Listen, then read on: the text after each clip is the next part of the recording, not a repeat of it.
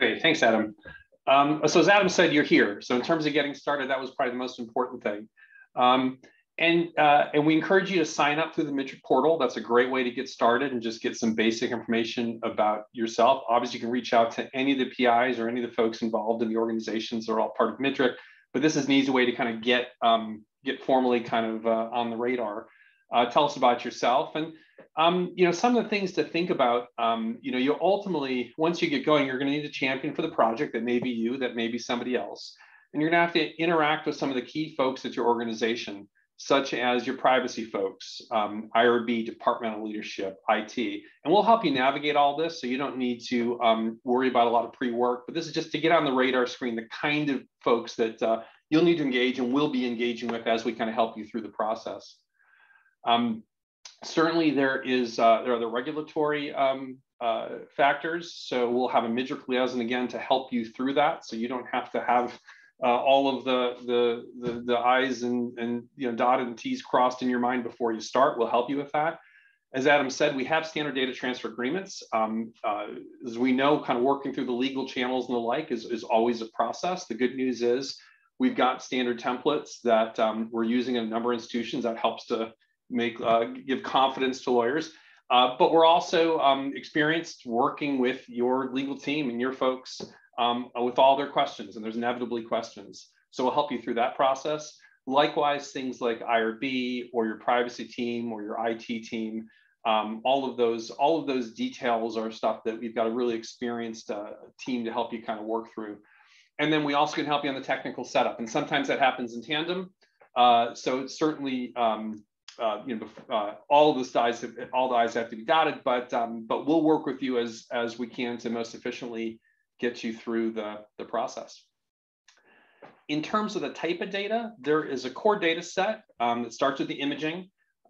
So in addition to the DICOM studies, we'll also get some basic information about COVID test results and some basic demographic information. And that gives us kind of a strong core with which to do a lot of the analysis we want to do throughout Midrick. That said, we're really looking for a fuller data set to the extent that we can, because there's a lot of rich information contained within the EMR, within other demographic information, all of which is part of the greater collection. And then we're actively partnering with other groups throughout NIH. So we listed a couple here, but our goal is really to work with the greater community to create as rich a research infrastructure as we possibly can, minimize duplication, and really make the research process easy and make your data contribution process easy. So in terms of submission, as Adam said, we'll work with you. So I'm going to tell you about some of the details, but frankly, the details are less important because we'll help you through those details. It's just to give you some sense of how we work, and when you start hearing terms, what those mean. But in general, we have a flexible approach to work with you to figure out exactly how best to contribute. And we have mature technologies across the board to make that happen. So as you heard earlier, there's two intake portals, if you will, through the ACR and through RSNA. I'll describe those a little just again to sensitize you to terminology. But at the end of the day, there's a strong similarity. We have technology to collect data. We have a curation process to normalize and clean data. And then we have a public archive, as Marilyn mentioned, a Gen 3 that allows then the researchers to access this data. So for the ACR, just so you have kind of a sense of the terminology, Triad is the technology that sits on premises. And this is what we use to collect data from the DICOM nodes, like the PACS or VNA of sorts. And then clinical data from the EMR. Data gets transferred to a secure location. So you heard earlier about the CIRR, the COVID Imaging Research Registry. This is really the platform where we will kind of house the data in a secure environment. We'll do data cleaning, create a safe harbor data set, which ultimately is what makes it to the public domain. There's a similar pathway in the RSNA channel, Record, which again, you'll hear terms like CTP, technology to get data from the site and de-identified. There's a data curation process. And again, with the notion of getting good safe harbor data that then goes into Gen 3, which is the public portal. There's an extensive data harmonization process. We will take DICOM images and clinical data in various formats and make sure we're mapping them to standard nomenclature.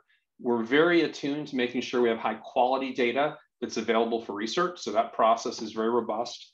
And then we have robust data de-identification processes, both in terms of what happens on site, but also what happens to make sure data is appropriately de-identified prior to hitting the public domain. And this is just a snapshot of the Gen3 portal, just to give you a sense from a researcher point of view. You're not really worried about all that infrastructure. You're coming to a nice research portal that lets you filter data and get access to the final research data. So again, it's not as important as you understand all the pieces and parts. We'll help you navigate all of that, but just want to give you a sense of what that process looks like. And we have FAQs on the website to help do that. And of course, you can reach out to any of us or the information on the website at any time.